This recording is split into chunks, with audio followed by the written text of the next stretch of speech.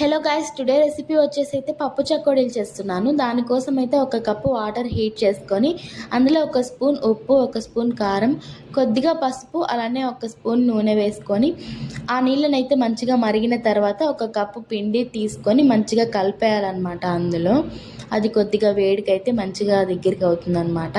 తర్వాత శనగపప్పును ఒక గంట నానపెట్టుకొని పక్కన పెట్టుకొని నీళ్ళంతా పోయే వరకు వడవేసుకోవాలన్నమాట. మనం కలుపుకున్న మిక్స్ ఉంటుంది కదా, అందులో కొద్దిగా తీసుకొని ఇలా రోల్ చేసుకున్న తర్వాత నానపెట్టుకున్న శనగపప్పును అయితే తీసుకొని ఈ రోల్కి అయితే మంచిగా అతికించేయాలన్నమాట. ఇలా చూపిస్తున్న విధంగా అయితే కొంచెం దాని మీద ప్రెస్ చేస్తే అయితే అవి మంచిగా స్టిక్ అయిపోతాయి అన్నమాట. తర్వాత అయితే ఇలా రౌండ్గా చేసేసుకుంటే అయితే రెడీ అయిపోతాయి.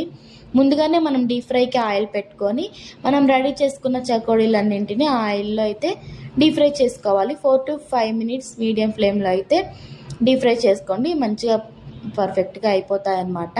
చూసారు కదండి, బాగా వచ్చాయి కదా. ఇంకా తింటే అయితే టేస్ట్ మాత్రం సూపర్గా ఉన్నాయన్నమాట. క్రిస్పీగా చాలా బాగున్నాయి. మీకు కూడా ఖచ్చితంగా నచ్చుతుందండి.